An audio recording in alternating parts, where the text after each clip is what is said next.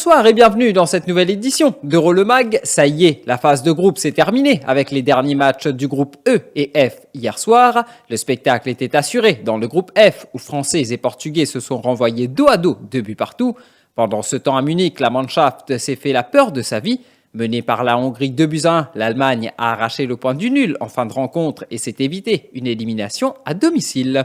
Dans le groupe E, le géant espagnol s'est réveillé en passant 5 buts à la Slovaquie sans en prendre. La Rora se qualifie derrière le leader suédois, vainqueur au courage de la Pologne de Lewandowski, 3-2. On connaît désormais les 16 qualifiés pour les huitièmes de finale dans le groupe A. L'Italie et le Pays de Galles sont qualifiés avec 9 points et 4 points respectivement. La Suisse, avec ses 4 points au compteur, est elle repêchée parmi les meilleurs troisièmes. La Belgique, 9 points, et le Danemark, 3 points, sont les qualifiés du groupe B. Dans le groupe C, les qualifiés sont les Pays-Bas avec 9 points, l'Autriche, 6 points, et l'Ukraine qui termine parmi les meilleurs troisièmes avec 3 points. Dans le groupe D, l'Angleterre termine en tête avec 7 points et se qualifie en compagnie de la Croatie 4 points et le repêché République tchèque avec 4 points également. La Suède termine leader du groupe E devant l'Espagne avec 7 et 5 points respectivement. Les deux formations sont donc en huitième de finale. Et finalement, le groupe F, groupe de la mort, n'a pas fait de victimes car les 3 grandes nations, que sont la France, l'Allemagne et le Portugal, passent au prochain tour. La France termine leader du groupe avec 5 points contre 4 à l'Allemagne et le Portugal.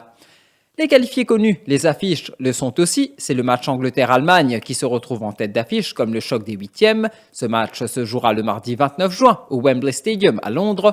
Le Belgique-Portugal de dimanche ne sera pas sans intérêt non plus. Cette rencontre se jouera à Séville en Espagne. Le programme complet, le samedi 26 juin, le match Pays de Galles-Danemark se jouera à Amsterdam et Italie-Autriche à Londres. Le dimanche 27 juin, Pays-Bas-République tchèque à Budapest et Belgique-Portugal à Séville. Le lundi 28 juin, Croatie-Espagne à Copenhague et France-Suisse à Bucarest. Et le mardi 29 juin, Angleterre-Allemagne à Londres et Suède-Ukraine à Glasgow. On reste dans l'actualité de l'Euro. En réussissant ses 2 pénaltys face à la France, hier soir, la star du Portugal Cristiano Ronaldo a égalé le record du monde de buts en sélection. Il porte son total à 109 réalisations pour ainsi revenir à hauteur de l'ancien attaquant de l'Iran Ali Daei.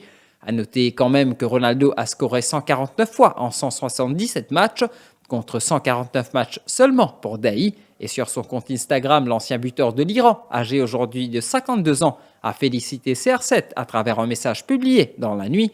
Je cite « Félicitations à Cristiano, qui est maintenant à un but de battre le record international pour les hommes. Je suis honoré que cet exploit remarquable appartienne à Ronaldo, grand champion de football et humaniste attentionné, qui inspire et influence des vies dans le monde entier. Vamos !» Fin de citation. Le match Portugal-France, qui s'est soldé par un nul de 2 buts partout, a été le plus suivi dans l'Hexagone depuis le début de la compétition.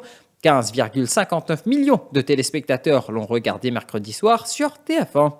Privé de sélection depuis 2015, revoilà Karim Benzema. Le buteur français marque après presque 6 ans. Il a été l'auteur des 2 buts français contre le Portugal, dont un sur penalty.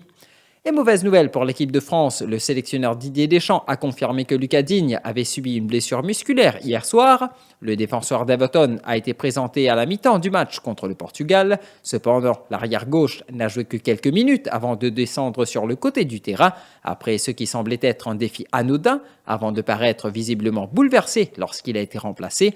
Et lors de sa conférence de presse d'après-match, Deschamps a admis que voir Digne rejouer pour le reste du tournoi pourrait être très compliqué.